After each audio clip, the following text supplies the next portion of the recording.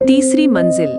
सन 1995 उत्तर भारत के एक दूर दराज गांव भीलपुर में अचानक बच्चों के गायब होने की घटनाएं शुरू हुईं। गांव के बीचों बीच एक पुराना वीरान पड़ा अस्पताल था, श्री चंद्रा हॉस्पिटल, जो अब पूरी तरह बंद पड़ा था। लोग कहते थे कि वहां रात को तीसरी मंजिल से किसी औरत की चीखें आती हैं। एक दिन गांव के 5 किशोर अचानक गायब हो गए। उनके परिवार वालों ने आखिरी बार उन्हें गांव के जंगल की ओर जाते देखा था, जो पुराने अस्पताल के पीछे था। पुलिस आई, केस दर्ज हुआ, लेकिन कोई हल नहीं निकला। आखिरकार गांव वालों ने फैसला किया, हॉस्पिटल को पूरी तरह बंद कर दिया गया, जंगल के रास्ते पर ताला जड़ दिया गया और इस विषय पर बोलना मना कर दिया गया। 25 साल बाद 2020 में शहर से 4 लोग भीलपुर पहुंचे। 1 Aarav, documentary maker. 2 Myra, researcher और sound expert. 3 Neel, camera operator. 4 Sana, मनोविज्ञान की छात्रा। उनका प्रोजेक्ट था भारत के गुमनाम गांव की रहस्यमयी कहानियां। भीलपुर के बुजुर्गों ने पहले ही उन्हें मना किया। बाबा नरेश, 85 साल के, बोले, अगर अस्पताल में कदम रखोगे तो वहां से सिर्फ शरीर लौटेगा, आत्मा वहीं रह जाएगी। आरव हंसा, बाबा, अब जमाना बदल गया है, हम डरते नहीं अंधविश्वास से। श्री चंद्रा हॉस्पिटल का दरवाजा। हॉस्पिटल की दीवारें काली पड़ चुकी थीं। तीसरी मंजिल की खिड़कियों से हवा नहीं, सन्नाटा दहता था। रात 11 बजे वे चारों अंदर दाखिल हुए। कैमरा चालू किया गया। फर्स्ट फ्लोर, टूटी कुर्सियां, खून के दाग, फाइलें बिखरी थीं।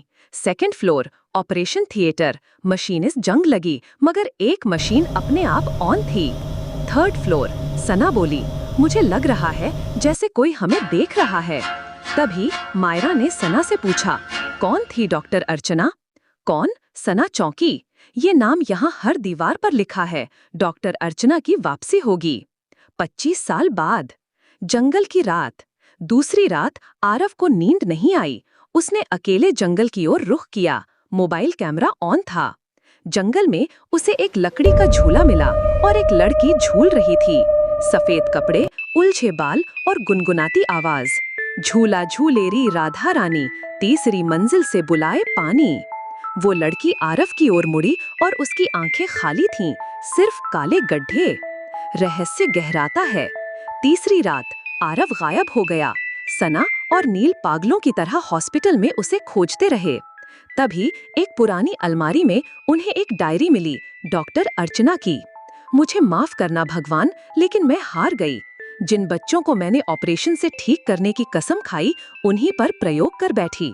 उन्होंने मुझसे बदला लिया है। अब मैं इन्हीं के बीच हूँ, तीसरी मंजिल पर। डायरी का आखिरी पन्ना खून से सना था और उसमें लिखा था, जिसने भी ये पढ़ा वह अगला है। हॉस्पिटल का प्रेत। नील ने जैसे ही डायरी जेब में रखी, बिजली चली गई। तेज दरवाजे बजने लगे। हर कोना किसी की सांसों से भर गया। तीसरी मंजिल पर दरवाजा अपने आप खुल गया। अंदर एक ऑपरेशन टेबल थी और उस पर आरव बंधा हुआ था। डॉक्टर अर्चना का भूत प्रकट हुआ। सफेद कोट, हाथ में सर्जिकल नाइफ और चेहरा झुलसा हुआ। उसने कहा, अब मेरी कहानी पूरी होगी, मेरा आखिरी मरीज मिलेगा। मायरा पीछे से आई और कैमरा उस पर ताना।